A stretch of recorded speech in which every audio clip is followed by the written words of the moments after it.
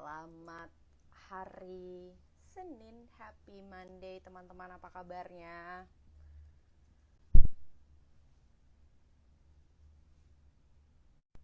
Wah, ke-pause nih videonya. Teman-teman, apa kabarnya nih? Selamat datang kembali di Liputan 6 Update bersama saya Nadia Laras. Suara saya bisa kedengaran dengan jelas? Kalau bisa boleh kasih jempolnya ya, boleh kasih responnya. Seperti biasa, hari ini saya nggak sendirian karena saya akan bersama dengan Ratu, co-host kita hari ini. Tapi sebelumnya saya mau invite Ratu dulu. Aman ya? Oke, terima kasih Maya Takwa. Jempolnya, oke. Oke, kita request dulu ya.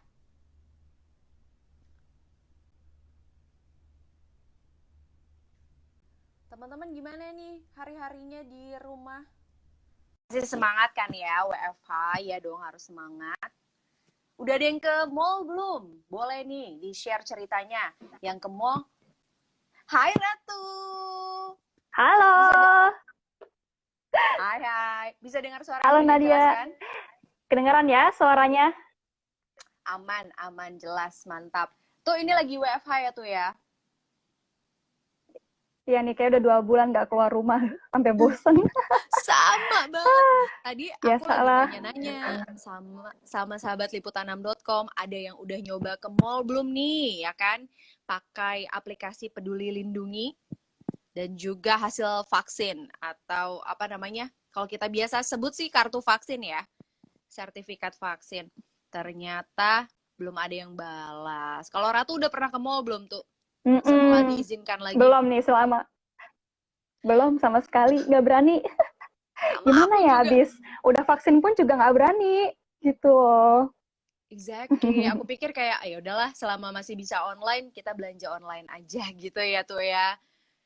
Hari ini kita mau ngomongin apa sih tuh? Nah, hari ini kita akan bicara soal harga tes PCR yang udah turun nih dari pemerintah.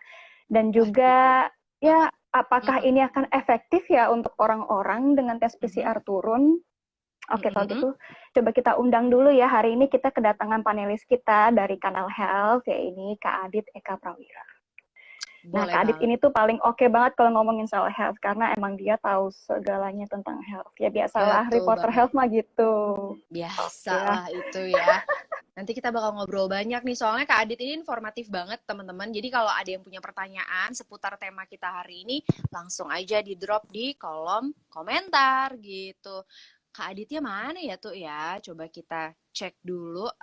Aku bantu invite. Bantu invite deh. Sip. Nah, kebetulan juga Kak Adit ini tuh tadi sempat jelasin dikit ya ke kita tentang puskesmas. Kayak itu menarik deh, info yang oke banget buat orang-orang tahu. Karena aku aja baru tahu. Bener banget, aku juga baru Tapi tahu. itu masih rahasia. Nanti kita bagikan informasinya ya ke teman-teman semua. Ini aku coba chat Adit dulu nih. Oke, baik. Kalau begitu kita tunggu untuk Kak Adit masuk. Ini kita bacain dulu ya. Komen-komen warganet nih, teman-teman sahabat liputan6.com yang udah masuk. Katanya ternyata ke mall hanya untuk orang-orang yang beruang, padahal orang awam ke mall untuk hiburan semata gitu katanya. Ya mungkin hiburannya bisa dicari yang lain seperti kita ya kan. Kalau udah cari hobi bulan, guys di rumah. Iya bener. Kalau udah akhir bulan cari hobi. Hiburannya ke warteg kalau aku ya. Oh, dikit-dikit kan? Keluar ke warteg. Ingat iya, loh 20 menit doang ya.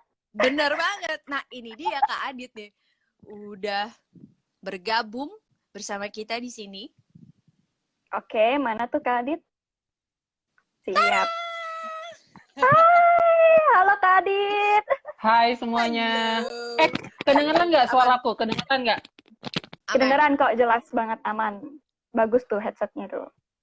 Oke, waalaikumsalam untuk para penonton yang baru hadir di sini. Kita sudah kedatangan Kak Adit. Oke, Kak Adit, gimana kabarnya Kak Adit? Alhamdulillah baik. Masih di rumah aja, masih WFH. Belum berani keluar kota, tapi udah ke mall. Udah coba?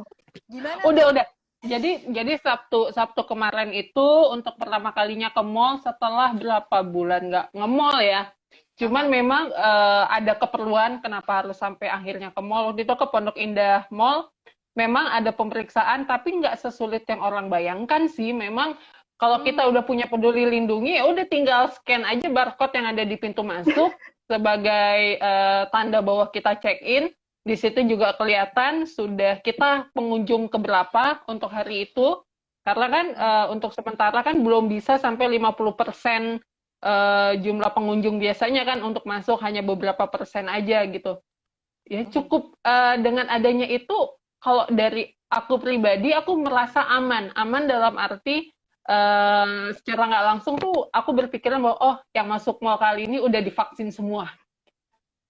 Itu Gitu. juga Benar. yang aku Iya kan? pikirkan. Jadi Ya. secara nggak langsung itu turut mempengaruhi alam bawah sadar kita yang membuat kita oke, aman, aman, aman karena Yes. semua udah divaksin. Walaupun begitu tetap masker dua lapis, hanya dibuka pada saat sholat doang. Makan pun kita cuma beli abis itu makan di mobil. Jadi belum berani lama-lama juga. Dan memang masih sepi. Mall masih sepi. Oh gitu. Aku pikir malah karena ada lampu hijau dari pemerintah untuk kita ke mall, mall langsung rame. Secara yang divaksin di Jakarta juga udah banyak kan gitu, Kak Adit.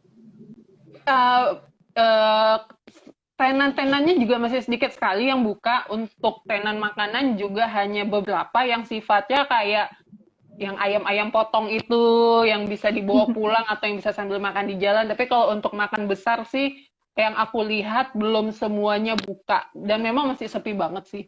Ya ini kan kita beradaptasi lagi kan. Kalau kemarin-kemarin mall buka ya udah cuman dikasih tahu bahwa kapasitasnya hanya sekian. Kalau sekarang kan kita ada norma baru nih untuk masuk mall harus nunjukin si peduli lindungi itu.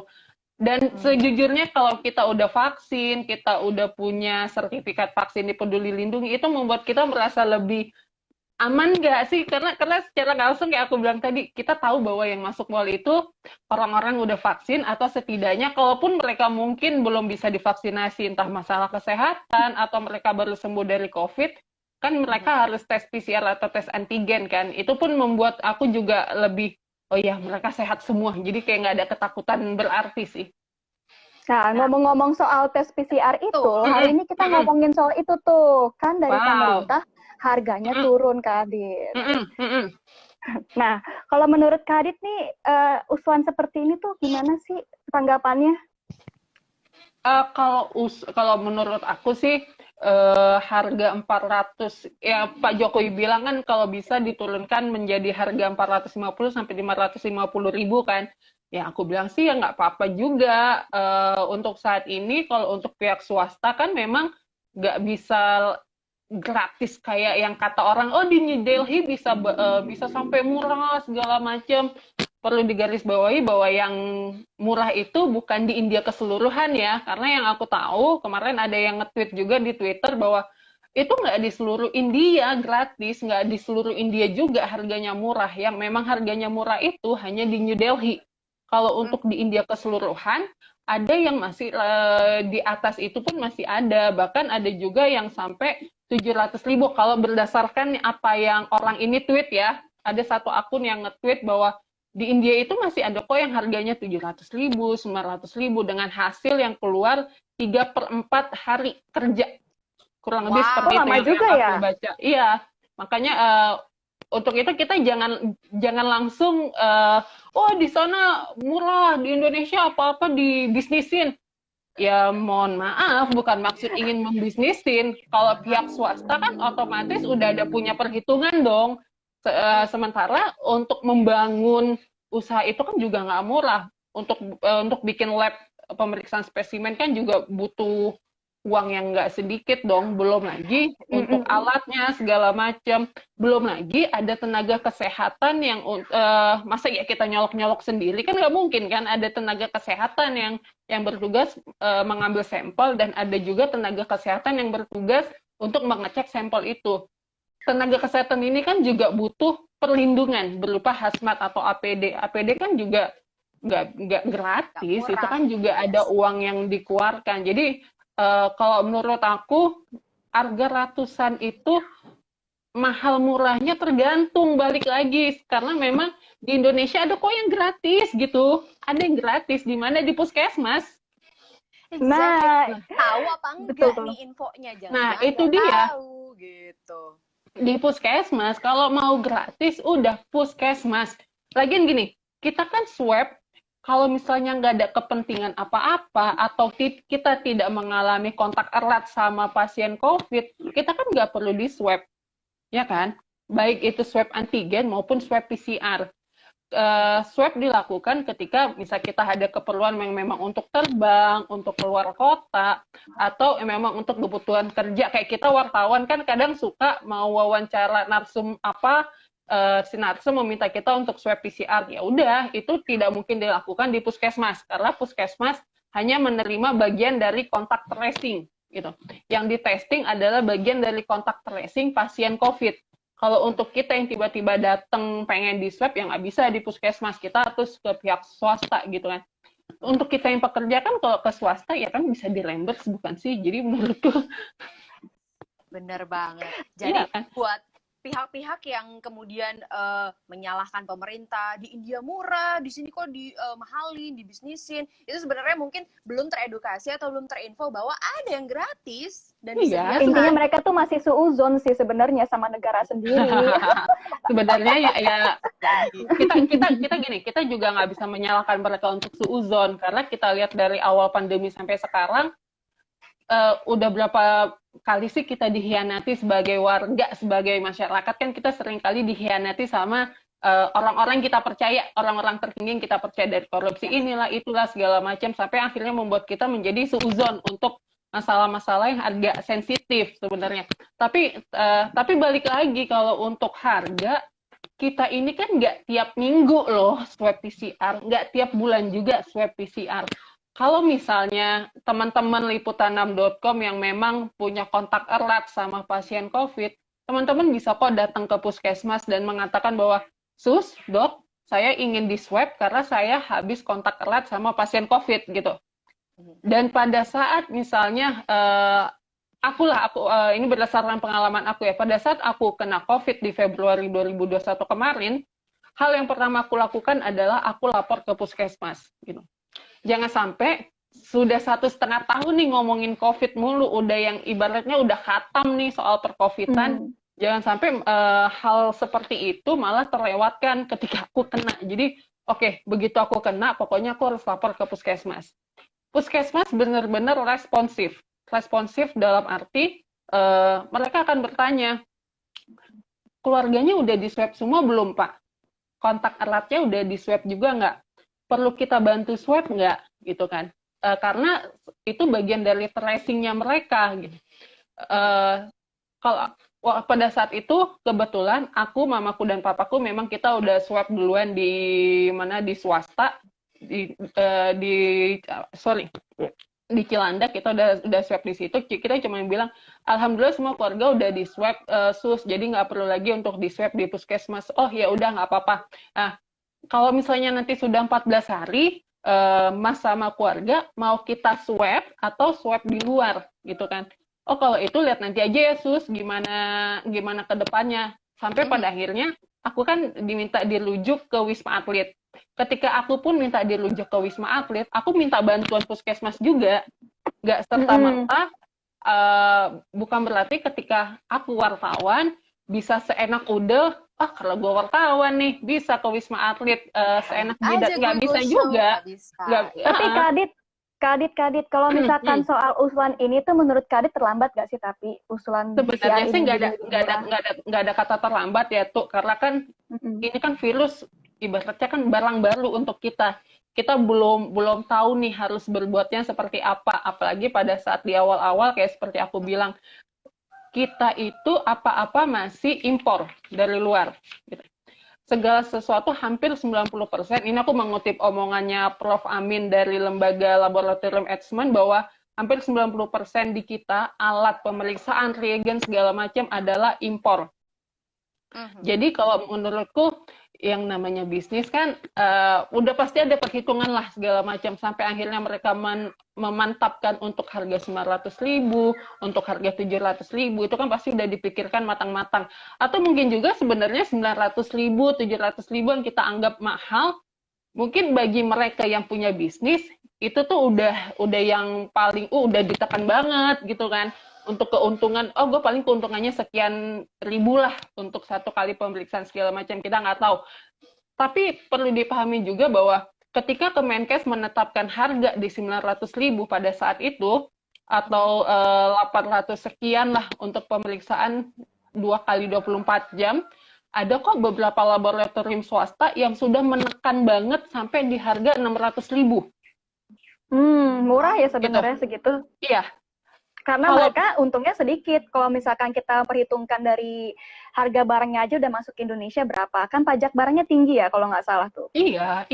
Belum lagi sampai pada akhirnya sampai ke laboratorium itu kan dari tangan satu ke tangan satu lagi, ke tangan satu lagi. Pasti kalau udah dari tangan ke tangan adalah pasti untuk bayar ini, bayar ini sampai akhirnya ke laboratorium didapatlah harga sekian. Taruhlah misalnya sampai di laboratorium di harga 300.000. Oke, 300.000. Untung dari mana kalau misalnya cuma ngambil 300.000 gitu untuk satu orang. Sementara, kayak aku bilang tadi, kita ada tenaga kesehatan loh. Kita pakai jasa tenaga kesehatan, kita pakai jasa tenaga kesehatan di laboratoriumnya sendiri.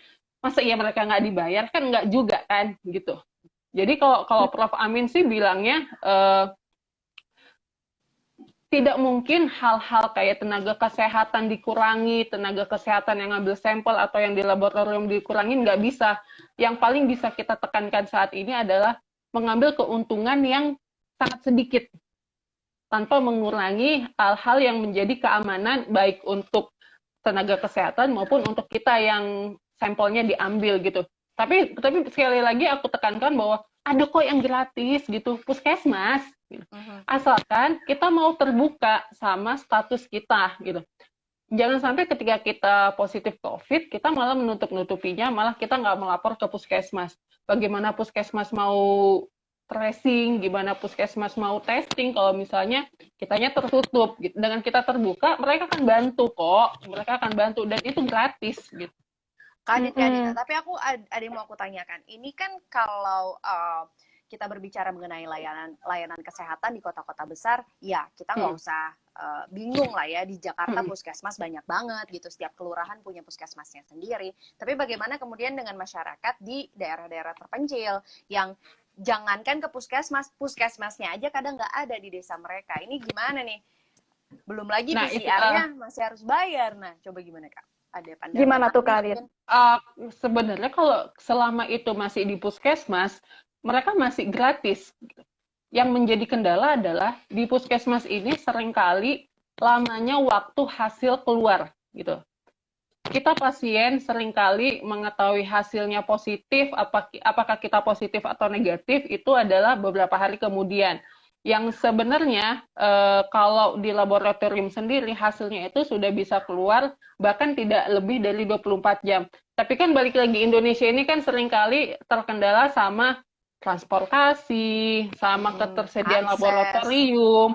Mungkin yang di daerah-daerah terpencil, laboratoriumnya terletak di kota besar. Yang mana untuk ke kota besarnya butuh transportasi gitu.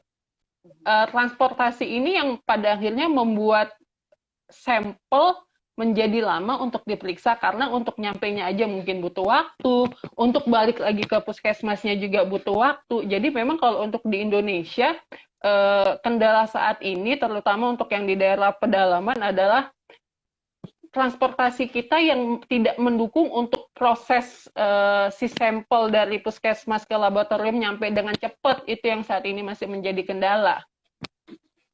Oke, kalau misalkan tes PCR-nya jadi murah, apa itu artinya tracing akan jadi lebih mudah dilakukan? Karena kan ya gimana pun juga orang-orang jadi lebih dapat akses untuk bisa PCR. Sekarang balik lagi, ketika harga sudah murah, orang mau jujur nggak soal kondisi kesehatannya? Orang mau jujur nggak soal dia kena COVID atau enggak? Gitu kan? Ketika misalnya dia jujur, guys, gue kena COVID, kalian tolong ya swab PCR segala macam. Mungkin itu bisa membantu untuk mempercepat proses testing dan tracing gitu. Tapi balik lagi, kalau misalnya, ya gue mau periksa di mana, gue nggak punya duit 400 sekian ribu, ke puskesmas gitu, balik-balik lagi ke puskesmas gitu. Walaupun ada pihak swasta, pemerintah juga menyediakan yang gratis itu di puskesmas, karena memang puskesmas kan bertugas untuk proses testing dan tracing kan. Yang jadi kalau menurutku mau harga semurah apapun, kalau dari kitanya nggak mau terbuka, kitanya nggak mau jujur, dan kitanya nggak mau tergerak untuk melakukan swab PCR, padahal kita udah tahu kita habis kontak erat sama pasien COVID, ya itu nggak akan membuat cita-cita Pak Jokowi yang mengatakan bahwa biar tracing dan testing berjalan lebih mudah, itu nggak akan terjadi juga gitu. Ini Ya, karena stigma orang ya. Iya. Stigma orang itu. Di stigma berarti. Ada stigma tertentu yang muncul terhadap pasien positif COVID-19.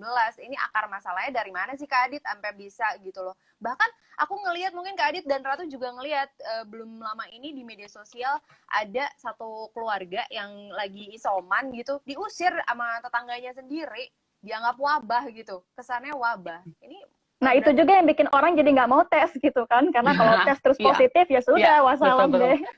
Nggak, ini aku sekalian menjawab pertanyaannya Mas Ari Anggada ya. Tes mandiri di puskesmas belum bisa, Kak. Bisa tes kalau tracing aja, seperti aku bilang tadi di awal. Untuk kalian yang udah tahu punya kontak erat sama pasien COVID, atau kalian yang merupakan pasien positif COVID, lapor ke puskesmas, biar puskesmas melakukan tracing. Tapi kita nggak bisa kucuk-kucuk datang, yang paling kita nggak ada kontak erat, atau kori kita nggak ada yang positif, semata-mata untuk biar gratis, ya nggak bisa juga. Lagian buat apa kalau emang gejala nggak muncul, kita nggak ada kontak erat, ya buat apa juga swab test gitu. Swab test itu bener. Kan seneng banget dicolok-colok hidungnya, nggak bisa nyolok yang lain selain hidung. Ya kan?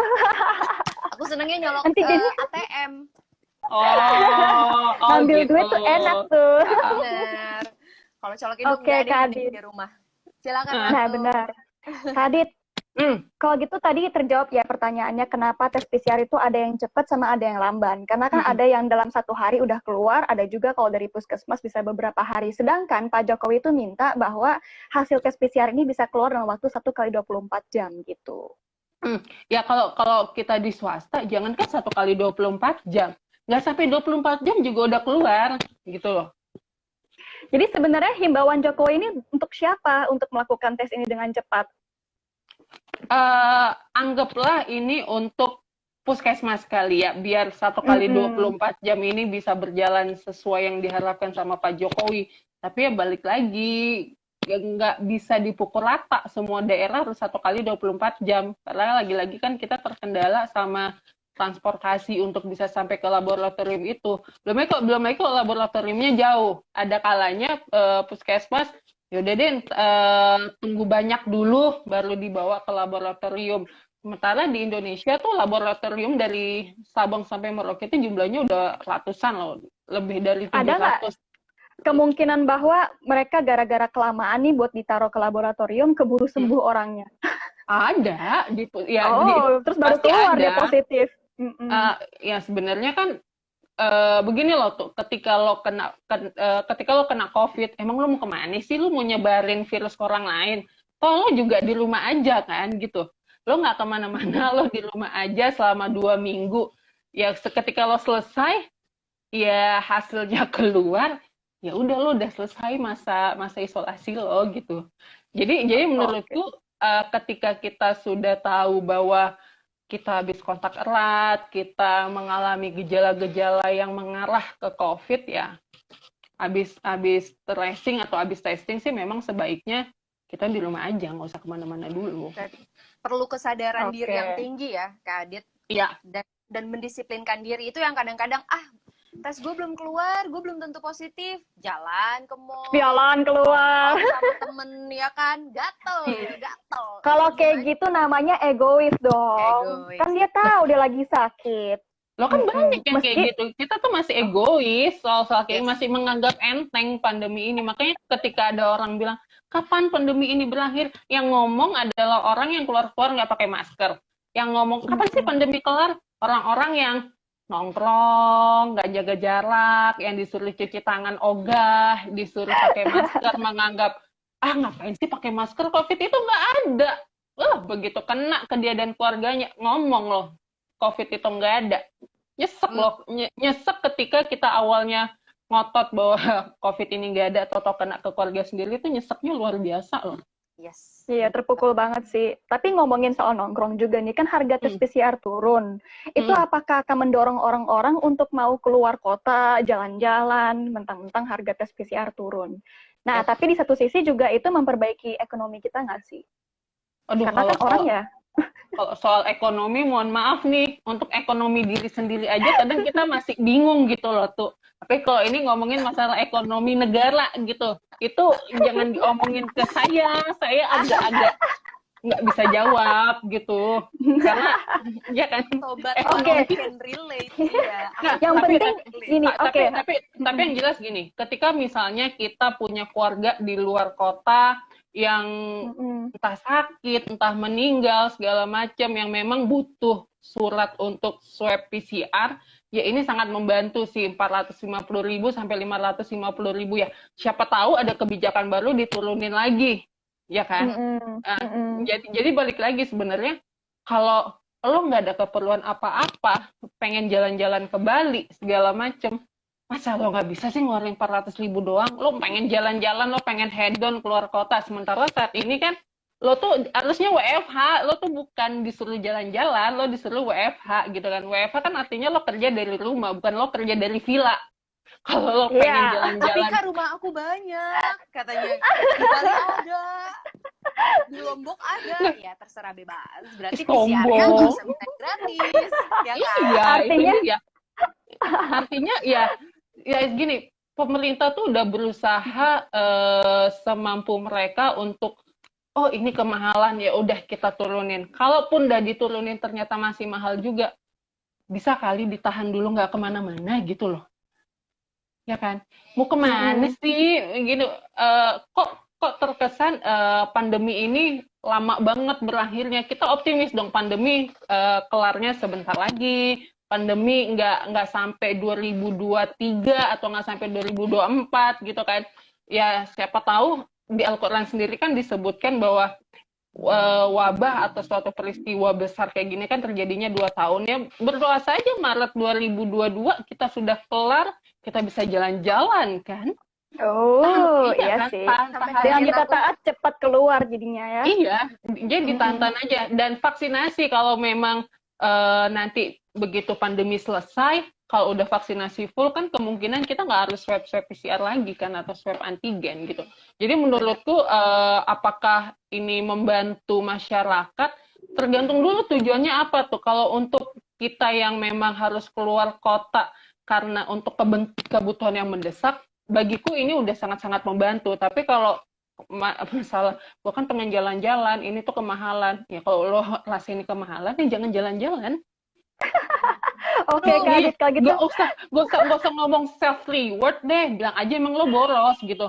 Self reward jalan-jalan tapi disuruh ngeluarin PCR 400.000, kebelengar kan, balik lagi ke tujuan masing-masing sih gitu. Kalau menurutku ya. Oke, kalau gitu terakhir ya Kak Adit sebelum kita tutup sesi ini.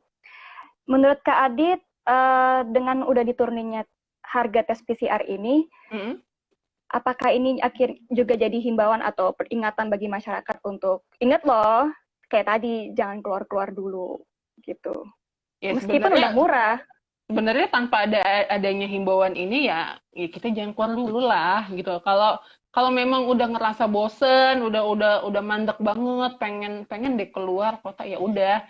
Tolong masukkan ini ke dalam anggaran kalian untuk jalan-jalan gitu. Mungkin sebelum pandemi anggaran kita janjian 1 juta dapet, ya sekarang tambahin 1 juta lagi lah untuk swab PCR bolak-balik gitu. Masa minta pemerintah gitu ya? Mau jalan-jalan minta pemerintah. Mau jalan-jalan kok minta didanain. Itu dia. Beb, kalau bisa didanain mah gue minta ke, lu tahu. Ya udahlah. Ya kita berdoa aja semoga semakin turun lagi kan. Ya siapa tahu. Tapi ingat ya, meskipun udah turun bukan berarti akhirnya jadi gampang jalan-jalan. Karena ya kita masih harus stay at home lah. Jangan Bener keluar-keluar. Work from home Oke. bukan work from Villa. apa? Villa. Teman-teman Apalagi semuanya Villa tahu Om Burhan ya. Wow, Aduh. Bisa banget Kak Adit tuh. bahaya ya. Ini kita bertiga, abis ini ada sesi lainnya aja ya untuk ngomongin ini. Kita habis Baik, ini teman-teman ada sesi semua. gosip nih. Terima kasih yang sudah menyaksikan liputan 6 update hari ini. Terima kasih Bang Adit sudah sharing-sharing di sini. Sama-sama Nadia. Seputar Iya, PCR. makasih banget. Batu. Ratu juga terima kasih. Mungkin nanti minggu depan teman-teman semua akan ada wajah Ratu yang menghiasi layar tanam update ya. Diinget-inget wajahnya nih. Lu mau kemana, Nat? Aku ke Villa Papa. Oh, Villa dia. Aku menggantikan nih di sini, biasalah. Gitu teman-teman. Jadi sampai jumpa di liputan 6 update sesi berikutnya setiap Senin, Rabu dan juga apa tuh? Jumat. Yes. Jangan bosan-bosan lihat kita deh kalau gitu ya. Betul. Siap. Bye Kak Adit, bye Ratu, bye semua. Dah, Bye. makasih Makasih ya. semuanya ya.